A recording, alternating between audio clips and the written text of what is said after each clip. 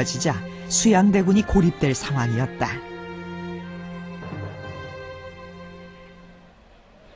이때 정희 부인이 움직였다.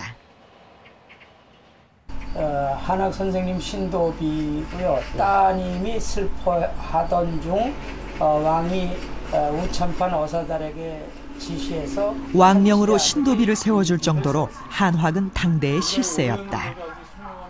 예, 그렇습니다. 특히 한학은 근우이가 명나라 성조의 비가 되면서 외교통으로 그 이름이 높았다. 정희 부인은 이런 한학의 딸과 자신의 아들의 혼사를 추진하여 성사시켰다.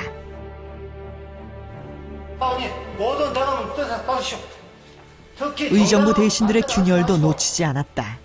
왕실의 군사를 어찌 그렇게 사사로이 사용할 수가 있사옵니까? 저는 반대이옵니다. 정인지가 김종서 등 의정부 대신들의 전횡에 불만을 표출하는 일이 잦아졌다.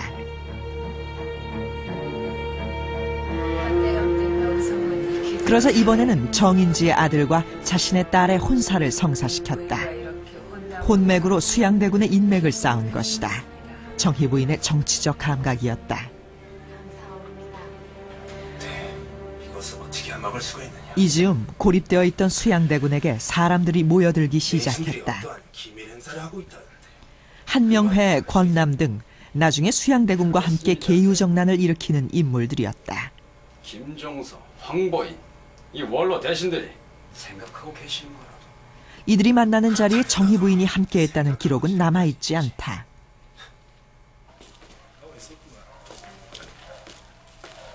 그러나 수양대군은 정희 부인에게 이들을 소개하는 것을 주저하지 않았다. 정희 부인의 마쿠 역할을 짐작케 하는 대목이다. 그 자리에 끼진 않지만 아마도 이제 추정으로는 세조가 밖에서 사랑방에서 한명회, 권람 이런 사람들하고 모의를 한다면, 그 사람들이 간다면 안방에 들어가서 부인과 다시 의논을 하고 조언을 들었다고 생각돼요. 그래서 겉으로 드러나지는 않지만 사실은 마쿠에서 막강한 영향력을 세조한테 행사했다고 생각되는데, 그게 사람들한테 드러나지 않게 했기 때문에 그 내조를 잘하고 드러나지 않게 그 간섭하지 않는 모습으로 좋은 모습으로 비쳤다고 생각이 됩니다. 드디어 수양대군이 거사를 결심했다. 계유정난의 밤. 그날 수양대군 측근들의 의견은 둘로 나뉘었다. 늦지 않습니다. 대감 무슨 소리를 하는 겁니까? 우리가 먼저 고하게 되면 심약한 임금이 김종석에게 알리지 않을 것 같습니까? 너희들은 먼저 가서 고발하라. 나는 너희들을 의지하지 않겠다. 수양대군 역시 망설였으나 마침내 결심했다. 그런데 문 밖을 나서던 수양대군이 깜짝 놀랐다. 거기에는 갑옷을 든 정희 부인이 기다리고 있었던 것이다. 정희 부인은 수양대군에게 갑옷을 입혀주었다.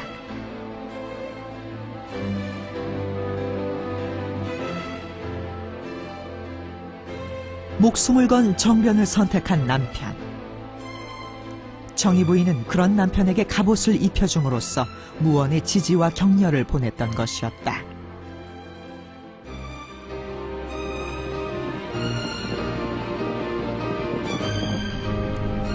수양대군의 계유정난은 전광석화처럼 진행됐다.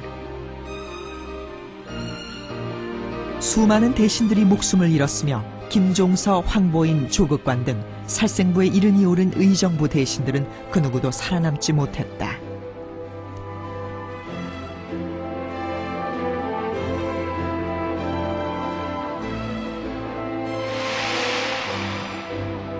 수양대군의 야망은 정변에 그치지 않았다. 수양대군은 어린 조카 단종의 왕위까지 차지해버렸다. 기어코 수양대군이 단종의 뒤를 이어 세조로 즉위했다. 정변이 있은 지 3년 만의 일이었다.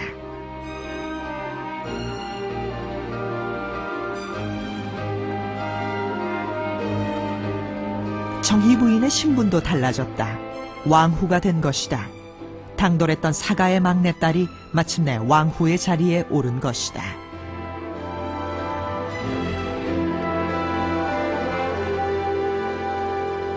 네, 자칫 잘못하면 목숨을 잃을 수도 있는 상황이었습니다. 사가의 당돌한 소녀에서 대군의 아내가 되어 정변을 통해서 마침내 일국의 국모가 된 정희왕후. 이 과정에서 그녀는 결단력과 담대함을 보여주었습니다. 그러나 그녀는 개인적으로는 불행한 여인이었습니다. 한 여인으로서 그녀가 감당해야만 했던 그녀의 성공과 불행입니다. 이것에 대해서 어떻게 생각하시오? 정희 왕후와 세조의 관계는 매우 이례적이었다. 생각하옵니다. 바로 내 마음이요. 세조는 정희 왕후에게 자주 정치적 의견을 물었다. 내가 듣기론 심히 불편하오. 하는 방도가 아닐런지요. 이에 정희 왕후는 자신의 의견을 개진했고 세조는 이를 적극 받아들였다. 화만은 아닐 듯하옵니다.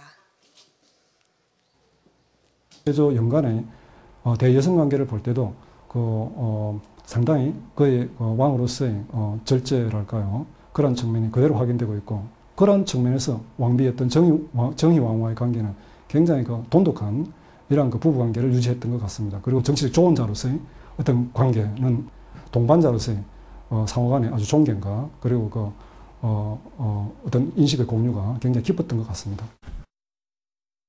세조실록에 보면 정희 왕후와 세조의 관계를 짐작할 수 있는 기록이 많이 발견된다. 특히 다른 실록과 달리 왕후에 대한 기록이 유난히 자주 등장한다. 세조가 백성들의 농사 사정을 돌보는 자리에도 왕후가 함께하고 있다. 심지어는 여우 사냥에도 세조는 정희 왕후와 동행했다. 활쏘기를 즐겼던 세조, 그 곁에는 늘 정희 왕후가 있었다.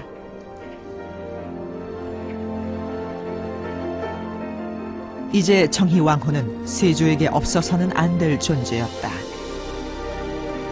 정희 왕후는 단순한 아내가 아니라 정치적 조언자요 동반자였던 것이다.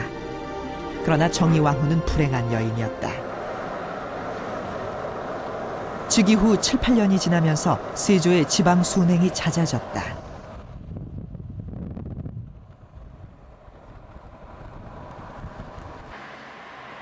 보은의 정이품송 역시 세조의 지방 순행과 관련된 설화를 갖고 있다.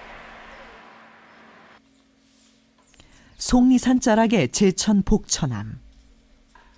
이곳에는 세조의 잦은 순행 이유를 엿볼 수 있는 기록이 남아있다. 몸이 아프니까 스님에게 의지해서 와서 기도하고 법문 들으려고 왔어요. 세조는 한 달여에 걸친 순행 끝에 이 복천암까지 왔다. 복천암기는 세조가 이곳에서 사흘간 법회를 열었다고 기록하고 있다. 병을 치료하기 위한 법회였다. 그렇다면 세조가 앓았던 병은 무엇이었을까?